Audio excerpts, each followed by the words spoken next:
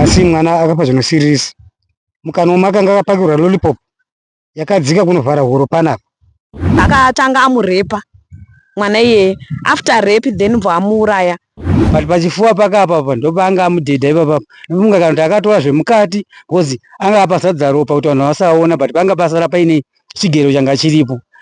Kusika rudzi kwaratidza kuti kwanga kwakachekwa, hapana chakabviswa zvapo, but yanga yakachekwa yakaita seyakarembera iri ipapo. Kesi akawanda akanga achiita mumusha muno, vana vaishayikwa mumusha muno, ane mumwe mwana anga apenga kutotora futi. Tati kuti munhu akaita saiyeyu kana zvaigona hatigoni kuda kuzomuona futi achirarama kana achiuya munharaunda ino.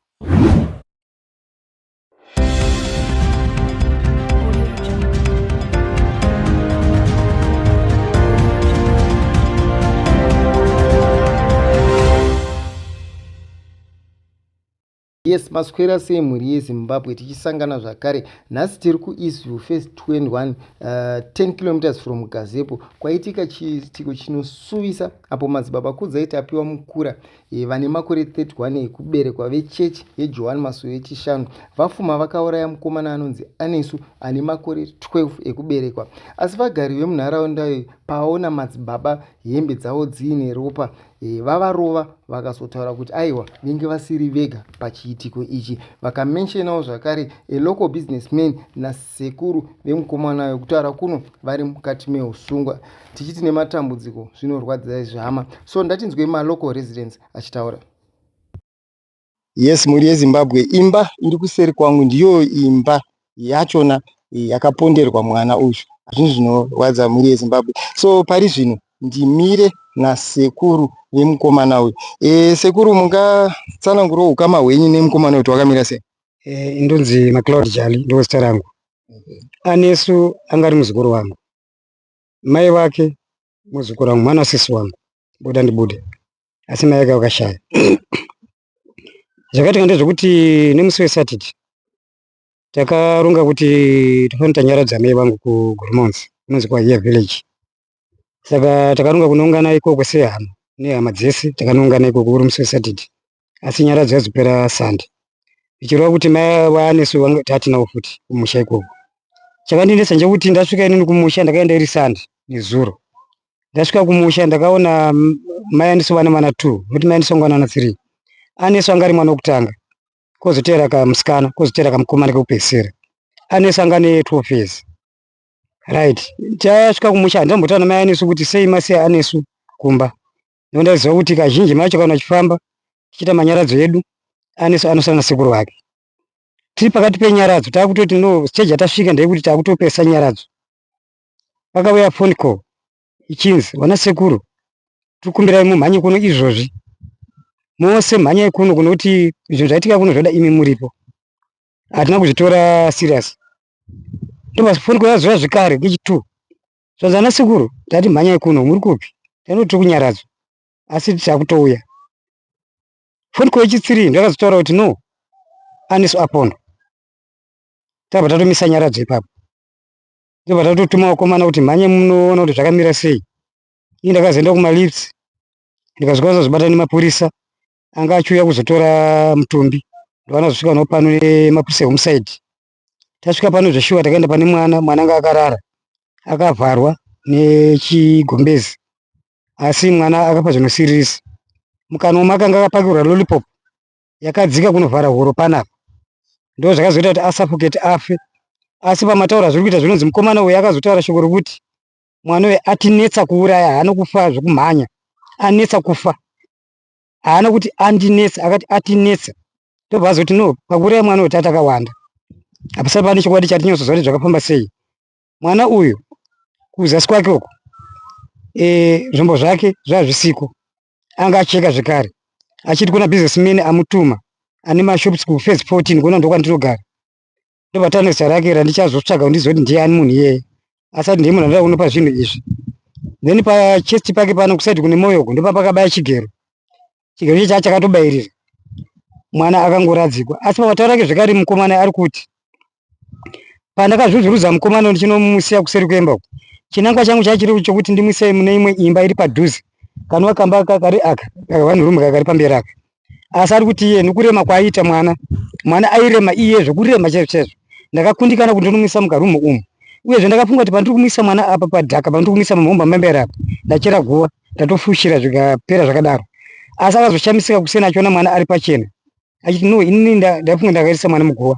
Zvichireva kuti muzukuru wangu anesu akarwisa ega ende akatopfuka nezuro chaichaio nokuti mukomana after auraya anesu usiku akamurara usiku akamurara muimba iyi yatakafuratirai iyi ndoma akamurara usiku auraya anesu achinomuendesa kuseri kwemba uko handitika akazofuma kuseni kwacho mukomana uyu akutoeresa vanhu futi nokuti azviti yemuprofita akatanga kutoeresa vanhu kuseni kwachiko aitoziva kuti kunoku asi auraya mwana.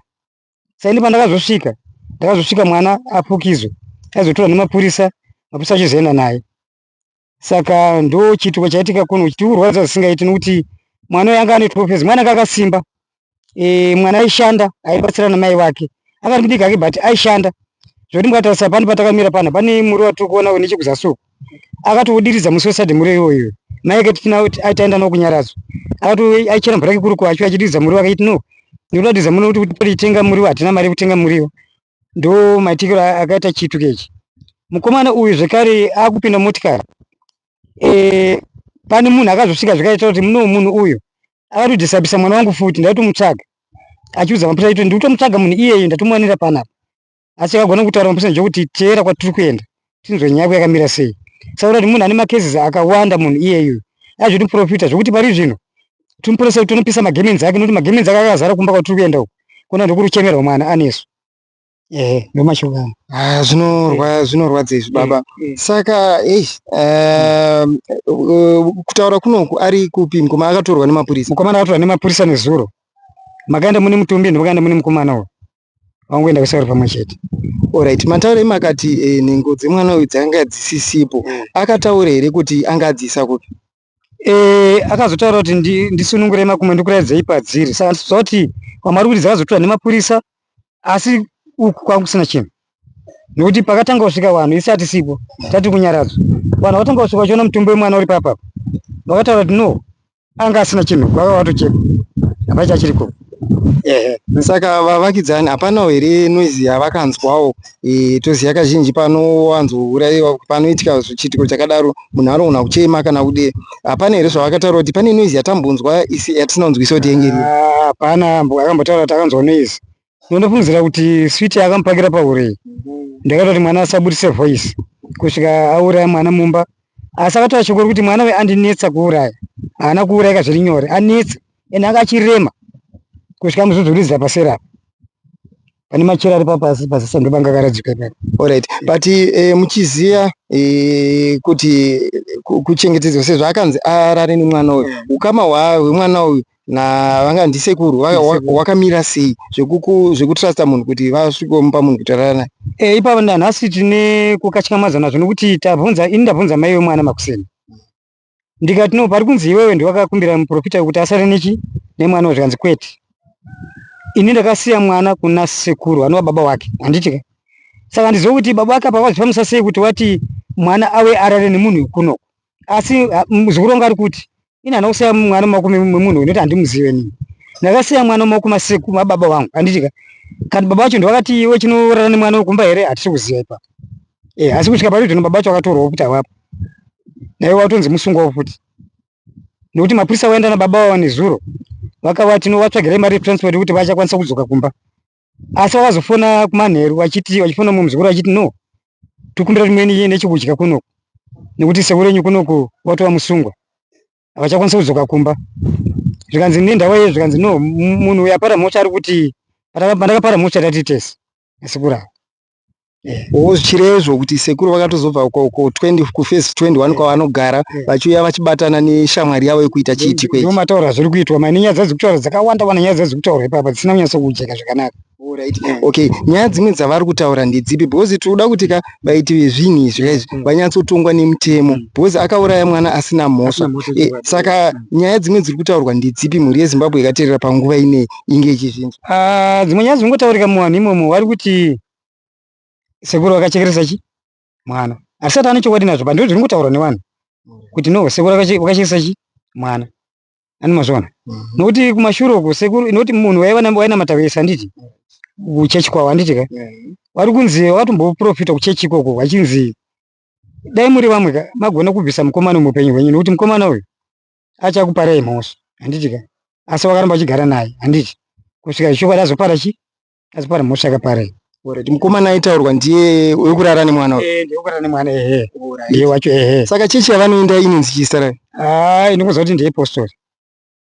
Vachitopinda vese nasekuru avo. Vachitopinda vese nasekuru achitogara mumba pasekuru ivavo. Saka mukomana uyu amai vemukomana amai vaAnesu naAnesu vaienda kuchiti chechi iyoyo zvakare. Kwete amai Anesu naAnesu vanga vasingadi chechi iyoyo.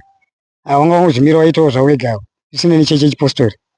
Saka paitika chiitiko ichi vanhu vechechi vakaudzwa here kana kuti vakauyawo here pachiitiko ichi? Handiziva unokuwanda kwavataura nezuro kuti vanga varipo here noti vanhu vanga vari panonga kwawandisa. Asi kumba kwandaenda kumakuseni uku kunhamu kunokati kuchemera Anesu uku akuratidza kuti chipostori wacho vashoma zvavo varipo varume asi kumadzimai uku handifoti pane varipo. Saka sanezuro zvakazozikanwa nguvai kuti mwana uyu munhu akatanga kutaura kuti mwana handisi kumuona dziri kumanguvai? Hanzi kwakuri makuseni paakamuka achiti mwana handisi kumuona asina una dhora akavhurika handiti. Asi ari kunzi akatanga kuudza vanhu kufesi 17 kumhiri kwatakatasana koko kuti mwana handisi kumuona mwana handisi kumuona asi anozivisa kupi kumba kuenda kwasekuru handiti ka. Paakazoenda kumba kwasekuru kunoku vanhu vakatoziva kuti anoti Anesu asikuita sei haasi kuwanikwa kunoku. Akanyebera kutendera achinotasa nzvimbo dzisiridzo asi achiziva kuti mwana ari pasera ane mazvano padhudhuze ipapo.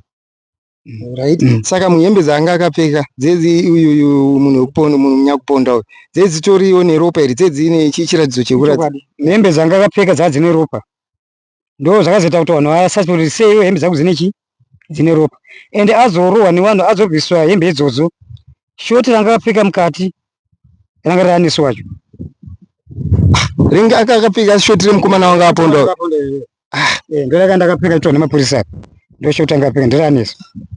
Kora zvachaakanga aripfekera akambobvunzwa ronzwa apfekere kuti sei akazowanikwa akapfeka shoti raAnesu waponda ndizvo zvakafamba sei papo asi ndo rakanda akapfeka. Alright, mataura kuti pana businessman ari kunzi akavatuma anogara kuface 14 anonzi ani businessman? Businessman mataura zvakaitwa ndakunzwa nanzi anonzi Tinashe but tikuedza kutsvaga kuti tizive kuti Tinashe wacho ndiani. Ari kunzi ane shopi inotengesa mazepe nemaputi kuface 14 iri paface 14 ipapo. Hanzi ndakamutuma kuti no ndinoda zvinhu izvi saka ndoyange pepo sake kuti akabvisa zvinhu izvi oendesa kuna businessman upiwa mari. Akataura mari akanga avimbiswa kuti anopiwa mari? Hapana mari yakataurwa hapana kusvika parizvona hapana zvatiuzane zvemari kuti wanga promisa kunzi achapiwa mari hatisi kuziva asi kucheka kwakaita mwana zvakaratidza kuti zvinhu izvi anga atova nemunhu aitozvida aitoziva kuti ndikacheka mwana zvinhu izvi ndakutonopa munhu iyeye akapiwa mari ndonyanga iripo. Zvinorwadza izvi zvinorwadza baba. Saka mungaitawo ruzivo kuti kubva kumba kwaakaita kwasekuru wachona akauya kuno nguva yachinzi ndo akunorara kuno dziri nguva usiku wacho? Ipapo manje handichazivi kuti akabva nguva nekuti isusu pakaitika zvese izvi tanga tiri kunyaradzwa saka nhama yacho tanga tinawo kunyaradzwa saka tizive kuti akazobva nguva yakati kumanheru here wachiuya kuno hatichazive manje ipapo zvinotozikana nevanhu vari kupi vari kumba kuno ndo kwatiri kuchemera mwana. Indoitwawo maGideon ndiri muneiba wepamba pane mwana akashayika. Takamuka nezuro makuseni ndobva ndanzwa nemumwe muneiba wedu achitaura kuti mwana anonzi Anesu ari kunzi ashayika. Mwana uyu anga aine tiri kungofunga kuti anofanira kunge anga ari pachizera chekuti angave nemakore anokwana kuita 12 kana kuti 13. Saka ini ndobva ndatobvunza muneiba uya akauya kumba kwangu kuzochera mvura achindiudza kuti anzi Anesu ari kunzi ashayikwa. Ndobva ndamuti iwe uri kuti Anesu ari kunzi ashayikwa ambenga ari kupi chii chanyatsoitika? Ndobva anditi anzi akarara mumba mavo nemuenzi anga akambouya kwasekuru, muenzi anga akauya kwasekuru ndiye akauya akarara naAnesu nokuti mama waAnesu wacho vanga vaenda kunyaradzo. Ndobva ndati saka kana vachiti mwana ashayika aendepi? Panguva iyoyo handina kana kumbochitora siriyasi, ndakangofunga kuti pamwe abuda mwana, pamwe aenda kana kwameguru vake kana pane kwaaenda. Ndabva ndapinda mumba mangu ndotogadzira kuti ndiende kuchechi but ndanga ndichingonzwa nyama dzangu dzichingoneta, dzakangoneta, mvura ikatobhoira pamoto kuti ndinogesa zvikaramba. Tatoti garei ndipo ndakazonzwa futi muneiba wangu uya akundishedzera kuti maikuda huyai kanimi mwana Anesu ari awanikwa akapondwa. Ndobva tamhanya ndobva tangoenda ndobva tatosvikawo panzvimbo. Andazonyatsosvika panzvimbo nekuti hana yangu yanga yakuto mheno zvandanga ndakutonzwa ndakabva ndabatikana panguva iyoyo but panguva yacho iyoyo sekuru vemwana vaivepo naiye munhu wachangarara nemwana uyu aivepo. Saka munongozivawo vanhu vanorwadziwa. Vanhu vanga varipo vechirume vakabva vatotanga kutomurova. Vachimurova kudaro ndipo vakabva vanzizvo iwe taura kuti chii chaitika kumwana. Ndipo paakabva ataura kuti ndini ndauraya mwana munhu uyu. Ipapo akabva arohwa nevanhu vechirume. Ini ndakabva ndatongobudawo ipapo nomwe muneighbor wangu anonzi Mai Susan. Tabva tatoenda kumba kuti chitochema. Saka nyaya yacho haina kutombotiitira zvakanaka izvozvi. So titori panguva yakaoma tiri kurwadziwa. Tanga tauswa kujairira kwekuti taingotuma vana kumashops kana kuenda kuchikoro tanga tangoti vana vanoenda vegani, but iye zvino takutotya kuti pamwe vanhu ava vanogona kunge vakawanda muno munzvimbo. Saka amen kuti Mwari vangatibatsirawo sei nevatungamiriri vedu venyika kuti zvingaitwe sei vanhu ava vabatwe vakawanda, because uyu munhu akataura hake egani kuti ndini ndauraya mwana. Tichitonzwawo zvedu isisu nenzeve dzedu, akataura ega mushure mekurohwa nevanhu. Saka ndo mashoko yangu echenjedzo ndekungoti vanhu ngatichengetedzei vana.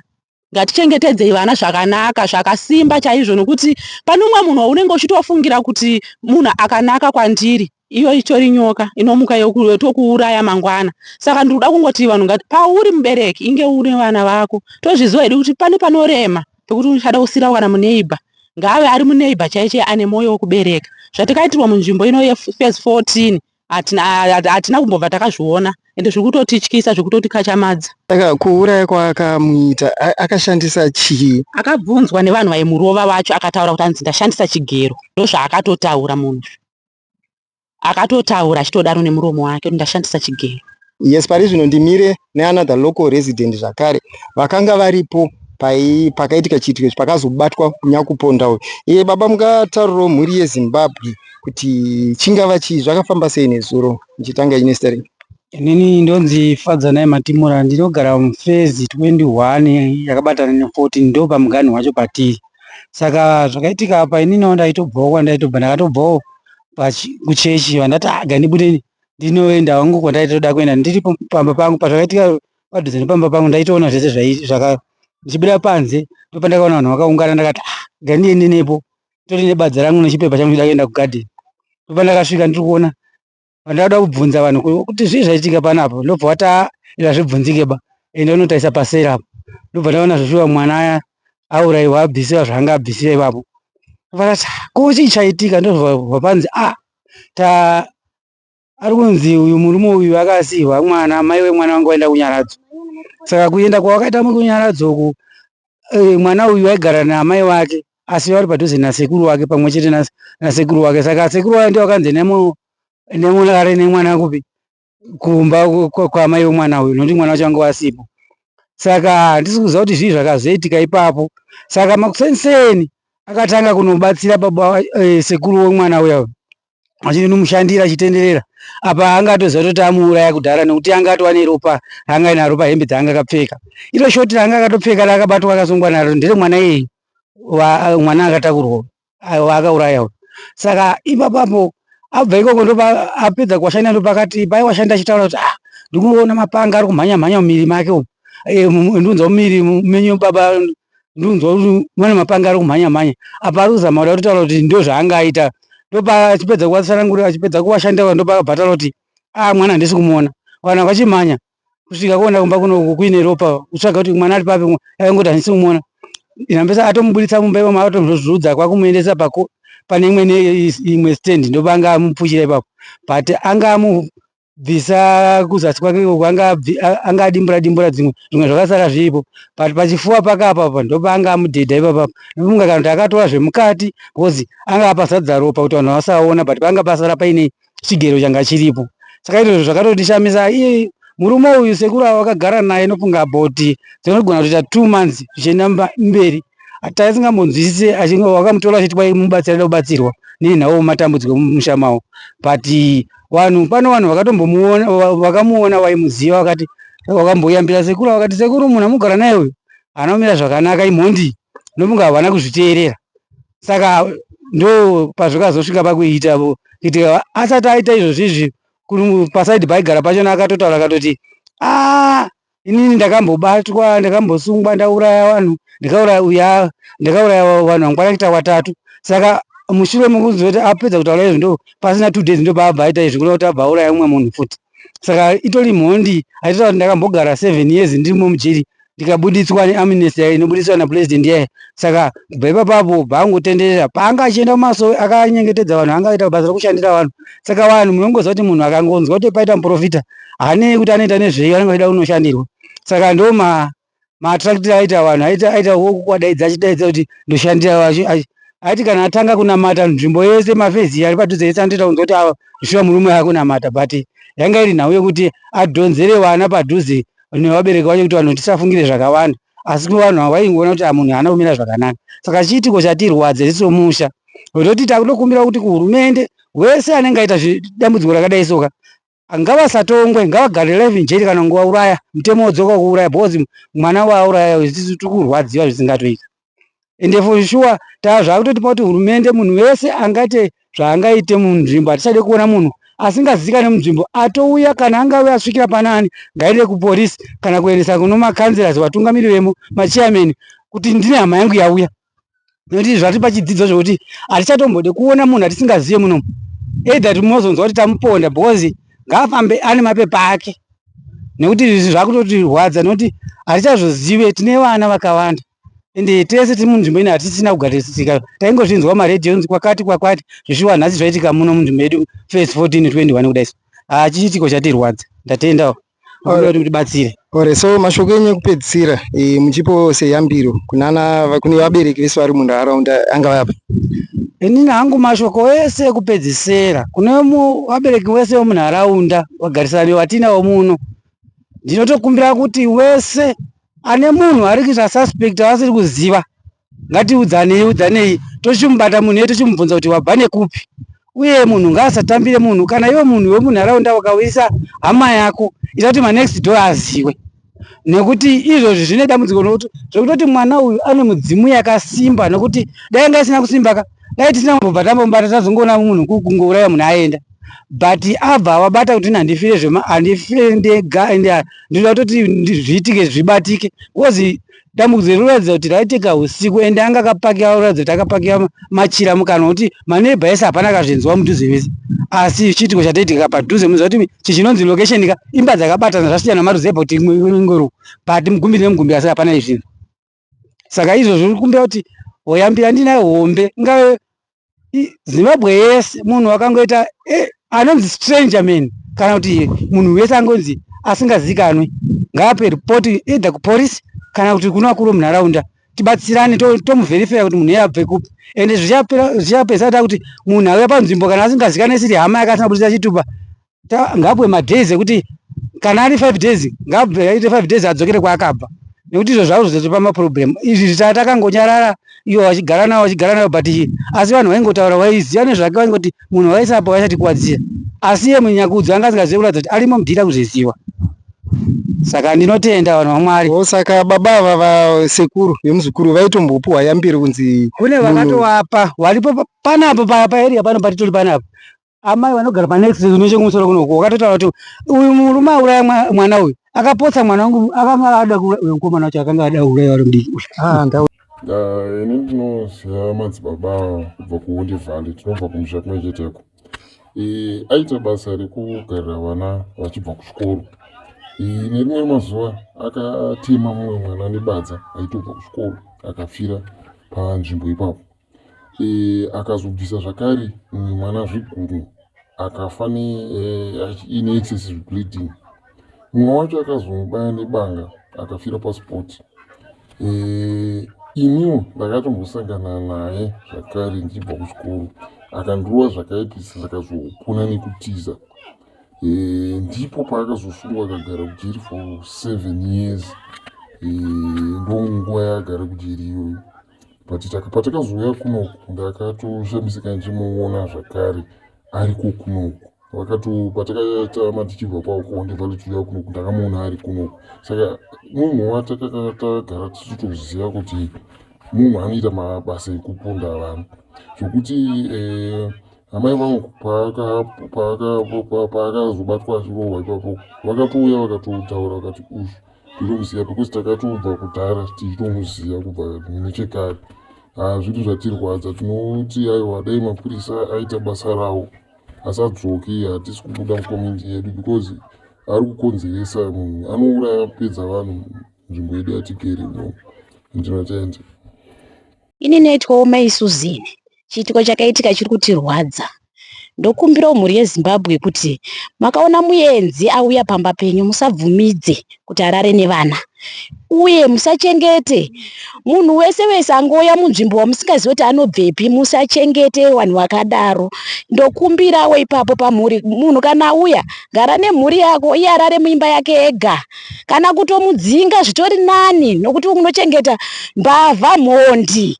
Tokumbirawo mhuri yeZimbabwe mufezi 21 ndikukumbirawo kuti munhu anenge angouyawo musachengete please. Ndapota zvangu, tikurwadziwa nemwana atisiya kunuko. Aini ndarwadziwa zvisingaiti. Totenda. Mama, mungatsanangurewo kuti chakanyatsoitika chii? Taona muri closest neighbor chaiyo kubva pambapa, saka nyatsotsanangurai kuti zvakanyatsokufambawo sei semanzwira maka. Chakaitika ndochokuti munhu uyu akauya kumba kwasekuru aichengetwa nababa vacho. Saka paichengetwa nababa vacho, amai vakati regai ndiende kuNyaradzi kumakomo, baba chisarai nemwana. Saka baba ndo akatuma munhu kuti enda unorara nemuzukuru. Vabva vasvika pakuuraya mwana.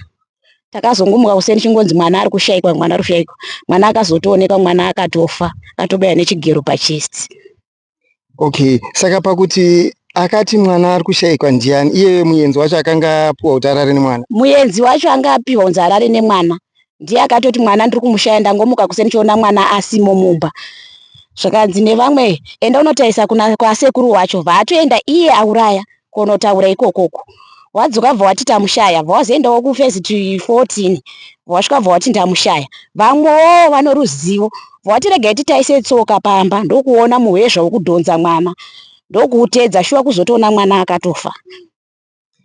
Zvinorwadza izvi mama. Saka mushure mekunge vanhu vateeredza muhwezva uya munhu akanga aripo, hapana here mumwe mubvunzo yaakabvunzwa zvakare nevanhu vanga vari padhuze kuti zvafamba sei?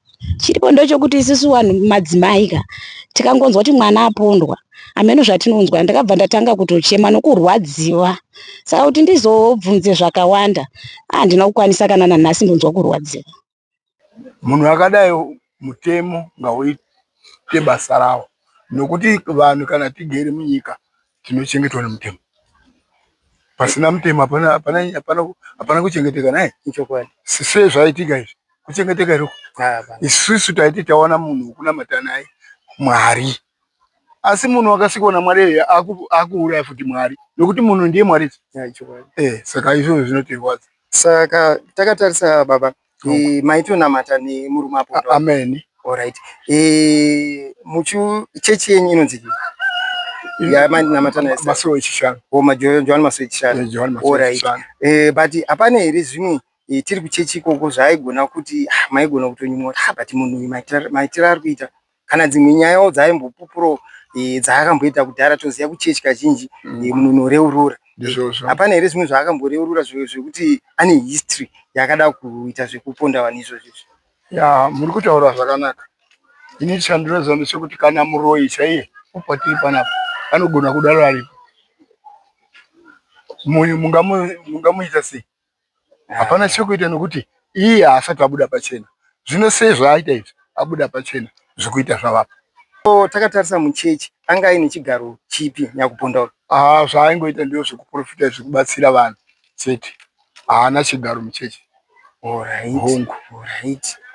Zvinhu zvinorwadza chokwadi, ende abva ashoresawo chechi zvakuita kunge vanhu veJohn Masowe Chishanu vane mhondi. Ende takasitaso Masowe kune vanoona zvekuti vanotoona kuti unongoziva mweya urongeri kana wataura kuti iwo uri mhondi dai wazvigadzisa pakati. Saka zvinhu zvinorwadza. Saka hapana here akambomubatawo pane vese vanoita vane chipo chekuona muchechiwo? Hapana akambotaura nezvake, asi kuti aingotsiurwa, especially baba vepano naiye vainga vakuti dzimwe dzenguva vanongosvika pasangano chiri china zviya Musowe wechina vobva vati mweya wati tiende kwakati.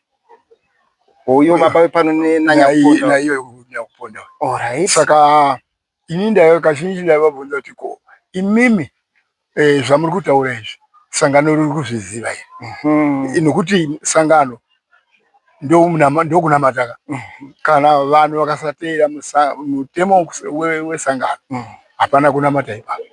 Saka ivo vaita nharo maona baba pana zvikuru vaitoti mweya ndiwo wataura kuti tiende kurwendo kwakati vari vairi chete. Munzi wengoni patiri ipapo anozi madzimai wini akasvika pakutaura kuti imimi zvamuri kuti muri kuda kuenda rwendo rune mitumbi mitatu here nokuti mitumbi mitatu munofanira kuti muprofita nevadari vaviri ndo yamutumbi mitatu handizve. Saka ivo ipapo havana kunzwa vakaramba kusvikira vaenda kurwendo rwavo maona.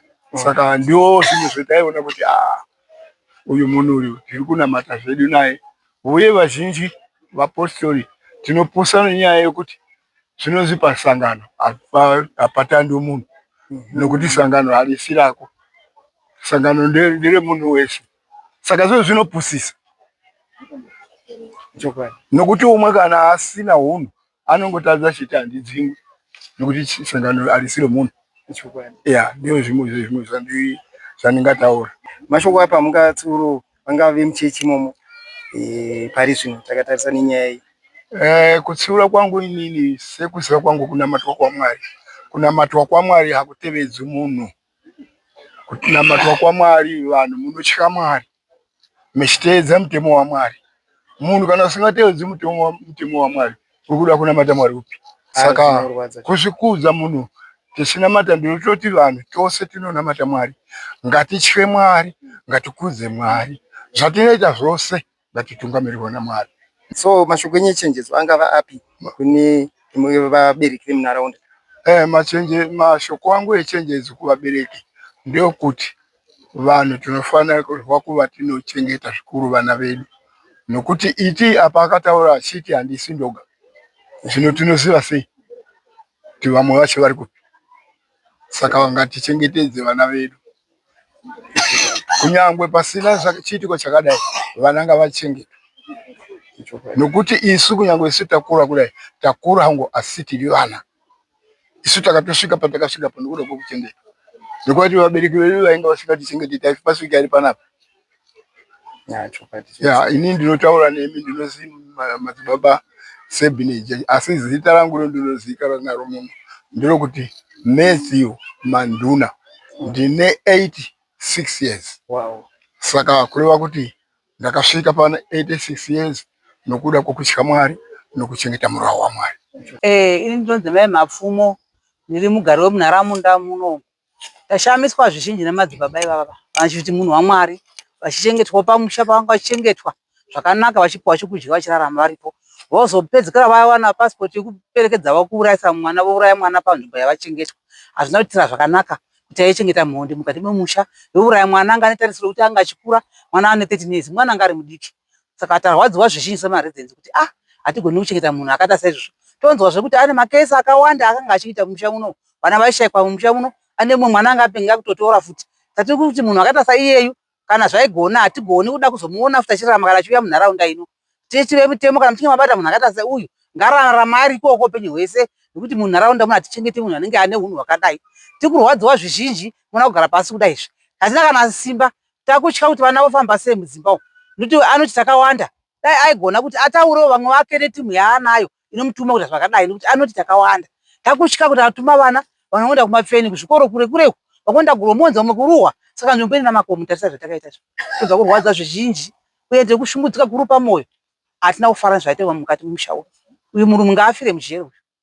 Kana zvagona dai baitomuuraya mweya wangu unoda kunzwa kuchema. Ndoda kuti takazvara tiri vabereki vanechi vakabereka mwana uyu. Mwana anga ane tarisiro yekuti achaita zvakanaka muupenyu hwake. Asademudza upenyu. Otanga arepa futi mwana. Mukuti angochani mwana. Womuuraya futi zvakare maurayirwo emwana kana ukaenzaro. Saka munhu akaita seiyeye hatigoni kunzwa kana kuda nezita rake kana kuti taure futi. Kana kuda kuzombomuonazve kuti tigofamba chanya tichiona munhu anenge saiyeye ari mutorongo. Dai zvaigona ngaurama. Mimi ndoitwa Colin Gideon. Tofunga pakaitika chiitiko ichi tanga tingogara next door naamai vakashayikirwa nemwana.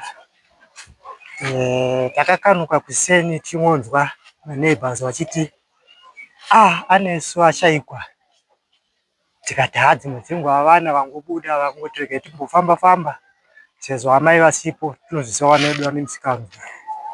Tati gare gare tozozwa ivo baba panapa vanova sekuru vemwana nemuprofita nababa vangu ava mambotaura navo vanti baba Manduna vambotsvaga tsvaga vachiedza kuti tingawane mwana here. Ndofunga kwangoita zvimaminitsi zvishoma shoma isu tichitogadzira tichiti regai tinota sei tinoshumira Mwari achiti mwana tashaiwa. Saka pane vakazouyawo manje pamba ipapo ndofunga ihama here yomukadzi achitarisa kuti mwana kana ashaikwa chii chaitika. Akabva anyatsocherechedza abvaona muhwezva wekuti mwana akaita kuzviwiwa achibva mumba achiendwa naye kuseri kuzvimunda. Ndakarwadziwa stereki. Ndopavakazoshedzera kuti uyai muone mwana apondwa. Kwakuchimhanya kunoona mwana, kuona mwana zveshuwa apondwa. Nhengo yake yakavanzika vadambura. Zuva ndakarwadziwa kunyatsonzwa kupera simba kuti mwana. Saka tiri kugara nezvikara katichiti tine vavakidzani tine vatakagarisana navo. Tiri muvakidzani wasekura. Inini pandakazvinzwa ndakazvinzwa kuma8 ndiri pamba pangu panext door. Ndine mukoma, ndangoti mukoma kuna anesu. Saka ndopakauya sekuru vachiti tashaya mwana Makuseni. Ndikabvunza kuti mwana ashaika sei anga ari paizikanzi takakumbira madzibaba vari pamba kuti varare nemwana. Ndatoti inini kwandiri inini ndo first suspect iyoyo yemunhu anga aine mwana. Saka mukoma wacho anga naye ndopatakati isusu tinoona kuti kumba kwangu kune mwana. Ndopatakafamba Makuseni kuma past 8 ndotaenda pamba pacho. Ndobvunza vari panext kuti ko zvaitika panapa mazvizwawo here. Vakati ane sanza ashaika. Ndikati asi panapa pane mugodhi uri padhuze. Ndikaona kuti hapana mugodhi. Tikambotendera tenderera. Saka pane murume akangofurawo nekundopa akati varume tarisai musati memba mune muhwezo. Zvinoratidza kuti munhu anga akaita sei anga akazviwiwa. Ndopa ndakatenderera kuenda kuseri kwemba inini. Ndobva ndaona pamba pane ropa ranga rakavharwa nerimwe ranga riri pachena. Ndatoti varume iri ropa iri nderemunhu. Vati hazvishuwa iye madzibaba acho anga aripo. Ndikati varume mwana apondewa. Saka munhu muite sei mubati anogona kuita sei anogona kutiza. Ndobva ndafamba inini 2 step ndibva ndakatendera kuseri pane chibage chiripo pamberi pacho. Ndopa ndakatoona mwana akapondwa. Ndakatotanga kumuona Makuseni acho. Ndichizoudza vanhu kuti mwana apondwa aripo apa. Akavharwa kubva pachest panapa kusvika nemusoro wangu akavharwa nevhu. Kusika rudzi kwaratidza kuti kwanga kwakachekwa. Hapana chakabviswa zvabva yanga yakachekwa yakaita seyakarembera iripa. Ndopa ndakati mubatei. Saka papa nemurume anga aripo kuti akabvunza kuti wewe wanga uchiramba sei. Ndikati handisiri. Ndopa akatanga kurohwa nevakadzi vanga varipo. Ndopa akazotaura kuti ndatanga ndamurepa. Ndikatomubvunza kuti wamurepa kangani. Saka ndikakawanda usiku ihwo. Ndabva kumurepa ndopa ndakazomuuraya. Nditi saka wamuuraya here. Zikanzi abatwa nemweya wetsvina. Ndikati saka ukauraya munhu ndozvinobvisa mweya wetsvina here. Saka ndazoti kuna ndakazoudza sekuru wacho chiti muchiendai kumapurisa. Ndipo wakazomhanya kumapurisa kusvika mapurisa azouya kusvika azomutora kuti aende. But akazotaura zvizhinji zvese zvaaita ndamuuraya nechigero. Saka chigero chacho tasina kuchiona but pakazobviswa mwana nemapurisa ivhu ndopa takaona chigero changu chitoripo chakabaya pamusika. Asi iwo sekuru wacho ndakamboayambira kuti munhu wamugara naye uyu haasi munhu wekuti angagarike naye. Because munhu wekuti ukamuona mamiriro ake nezvemagariro aiita waitomboona kuti chikara. Akaita akazogara manje pagadheni pasekuru pakasangana neshamwari dzake. Ndopaitanga kuti history yake ndakaenda kujeri. Ndakapika iko ndapomerwa chizi ndauraya chichi. Saka munhu anga kutokonfisa but munhu anga asikazotaura zvinhu straight. Aitaura sekuwanda but aitaura zvaari. Zvinova zvakazobuda nezuro manje. Nemadzimai akaipapo zvikanzi ndiaida kuti repa nokuti kwakamboita mbiri yekurepa vanhu pane chisango chiri kusero. Wakataura kuti ndiye aida kundirepa futi. Saka munhu anga akatowanda achiti kubva mu16 achisvika muno mu21. But aitoratidza kuti chikara because aitotaura zvake akasangana nawo. Ndikato kuti ndizokuti aitaura ari pagadheni apa nevamwe wake kuti inini ndakapomerwa ndakauraya munhu ndikazorepa chichi. Saka muzva kana munhu wauraya munhu mweya wacho unogona kungokutaurisa zvese zvese. Saka ndakupana kana kuti munhu haasi right. But handizivi kuti sekuru anga akawaita sei kuti vasazvione izvo. Zvinorwadza izvo. Saka zvinhu zvinorwadza because mukomana uyu akakura tichiona achiitwa namai vake. Kusvika akatokura zvakanaka naka. Pane kamwana kangu mukomana aitouya pamba paitamba nekamwana kangu. Kuzongonzwa munhu kuti angourayiwa sehuku. Ore saka tichitarisa makore emunhu aponda uyu anga ane makore mangana? Akati ane 31 years. 31 years. Makadi yenyu mhuri yeZimbabwe. Ini ndoitwa Catherine Makina. Ya, chiitiko chaitika chinorwadza zvisingaite. Tatisingatarisire kuti zvichaita saizvozvo, asi takasangana nazvo. Ya, zvakuda kuti kana munhu une munhu waunenge wasangana naye, unofanira kuziva kuti munhu akamira sei. Kana munhu akasvika pamba pako, unofanira kuziva kuti munhu abva kupi akamira sei. Then wochimuchengeta. Like papa pasekuru vainzi vaigara nemurume vasingazivi kuti akamira sei. Pazenge pakutobuda dzimwe nyaya dzakawandisa dzake munhu iye auraya mwana iye. Kuti angatori nemacases emarepi anga ainawo. Before kuuraya mwana iye aitonzi akatanga amurepa mwana iye. After rape then vamuuraya. Saka ainzi akashandisa chigero nezvimwewo. Indotobva kure ndobva kunonzi kumutamba. But muri muEastvu imomo. Zvandirwadza saka ndasvikawo ndida kuona kuti chokwadi here. Izvezvi nditori pamba pacho pari kunzi pakaurayirwa mwana wacho. Ndiri kurwadziwa singaite kozi nditoriwo mai, nditori nevana, nditori nemwana anotofamba long distance achienda kuchikoro. Saka ndakutotya, ndakutomanikidza kuti every day ndakutopa mwana wangu mari yekombi kuti akwanise kuenda kuchikoro nekombi asafambe netsoka. Saka vabereki chokwadi mhuri yeZimbabwe ndiri kurwadziwa nechiitiko chaitika.